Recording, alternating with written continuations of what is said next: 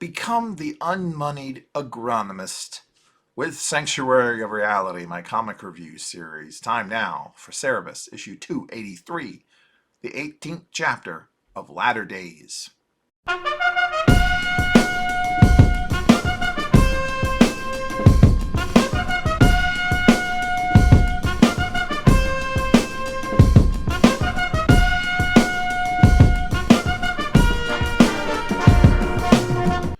Königsberg finds the solution to his problem, not in the writings of Dr. Fraud, but in that of Fyodor Nikolaevich Mishkin's works, such as The Putz.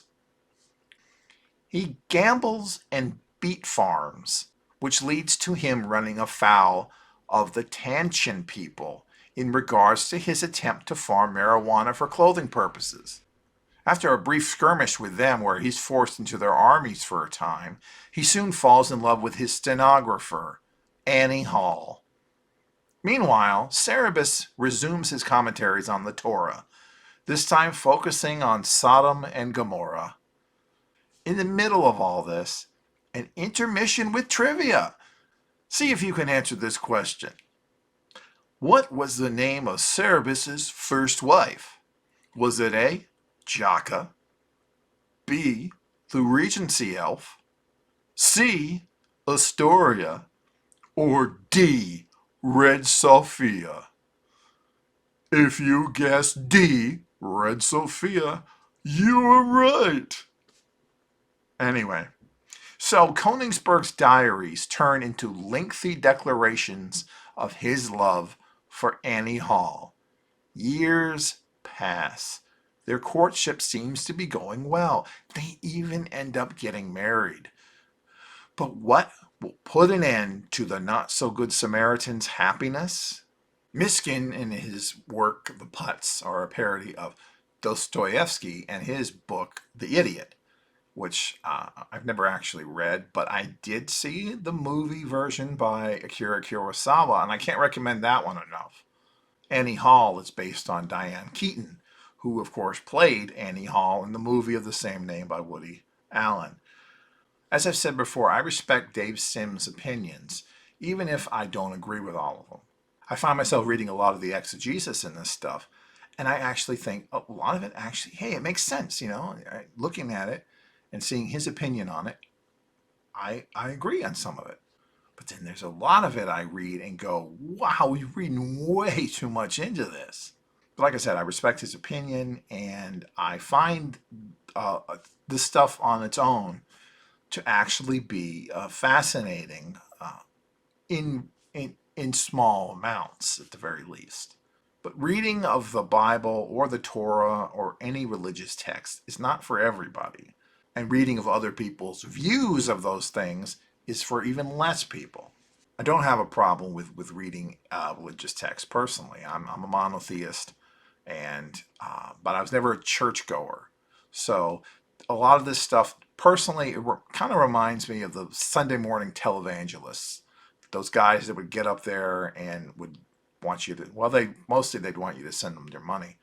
But otherwise, they'd be reading from the Bible or whatever, and they would be giving their opinion on what was in there and preaching that as the gospel. And in a lot of ways, this kind of reminds me of at times. It's like comic book televangelist.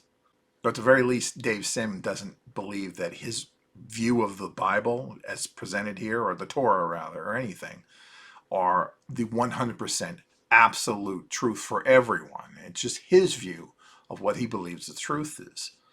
And so I can't fault him for that. However, what I'm doing is, like I said before, in a lot of ways it's the same thing as Cerebus is doing. I'm reading this issue. I'm trying to determine if it's a good comic book to read or to enjoy for entertainment purposes or whatever you want to use it for. And in my opinion, no, this is not a good issue. I recommend you skip this issue unless you're really into Woody Allen, because the Woody Allen stuff is really ramped up in this particular one. But overall, this entire exegesis portion of the book is just the low point for the whole series. All 300 issues, this is the low point. And it's not because I'm an atheist, because I'm not. And it's not because the topic is something I feel shouldn't be covered.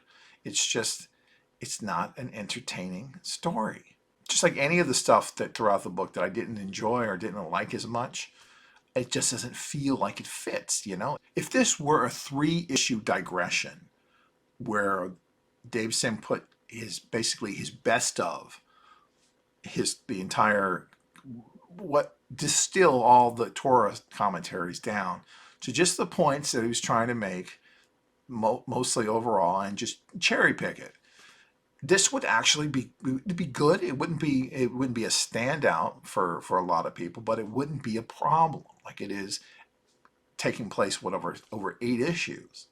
I wouldn't complain at all. Like I said, we've got 4 more of these to do. And guess what? It won't end up covering but a fraction of the Torah. A fraction. Next time, chasing YHWH 3.